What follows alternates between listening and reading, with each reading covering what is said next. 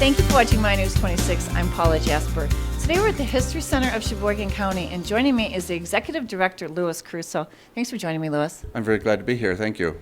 Now, in 1880, this sheriff's residence was built, and the jail is also connected to it, which is unusual. Can you tell me about the residence itself? Sure. Like you said, it was built in 1880 because of the increase in population here in Cheboygan because of the lumbering industry. We needed a larger jail, and so they built this one at a cost of $5,700. And it was very common to attach the jail to the residence of the sheriff. It was sort of a family affair. The sheriff, his wife, and family all lived here, and they looked after the prisoners who actually were their friends and neighbors. This wasn't a prison, it was a jail. And so those people who went out maybe on Friday night and had a little too much to drink and did something stupid would wind up here for 10 days. Now, I understand that the wife of the sheriff was responsible for cooking. Yes, she was.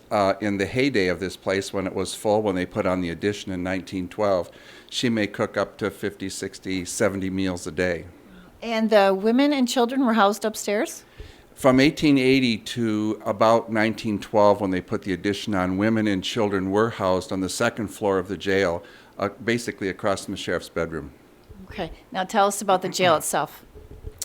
The jail originally had 6 cells, and they were 5 by 7. There was no running water, no toilets. They had straw and a blanket for sleeping, and they had 2 pails, one for fresh water and one for slop.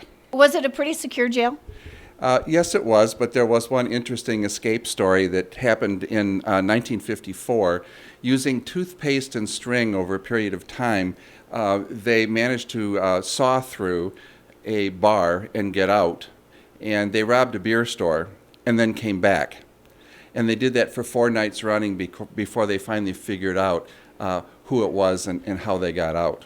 And it was Sheriff Harold Warner, and his daughter says that was his most embarrassing moment of his tenure as sheriff. Now, you were sharing with me earlier that there was a couple unusual rules that could land you in jail. If a woman didn't keep a clean enough house, she could get 10 days in jail. If kids were truant and didn't go to school, they also could be thrown in the hokey for 5 or 6 days. That would have been on the second floor until they built the new jail in 1912. Well, now you were sharing with me also that the furnishings inside the house here have been donated. Yes, when the county left here in 1969, the house was left empty.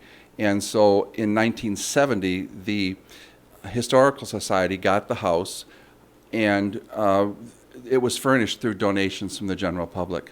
Okay. Now, you also have a separate history museum.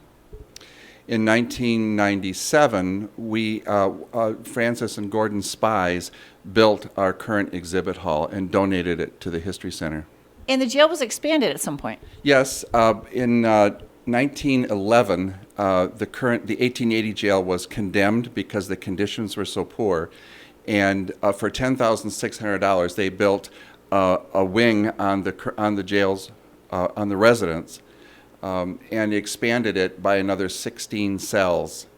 That was a bond issue, and the interesting thing about that was that the second floor was never able to be used because between the time the building was designed and constructed and it got ready for occupancy, the first National Fire Code said you needed to have more than one way in and out of a second floor, and so the second floor of this brand new jail was never used. Well, the History Center's done a wonderful job of redoing the jail or sprucing it up. How many layers of paint did you say there were? Oh yeah, on the outside walls there's 14 layers of paint. We had a paint study done, and they could identify what each layer, how many layers there were and the color of each layer. And this very dark gray was the first common layer after the first 2 the prime coats. So it's kind of dark and dingy, and I think you were supposed to know you were being punished. Now, people can come here for tours then? Yes, we're open Tuesday through Saturday from 1 to 4. And admission is $5. Children or people under 19 are admitted free. Thanks for joining me, Louis. Thank you very much. Glad to be here. Paula Jasper in Cheboygan at the History Center of Cheboygan County.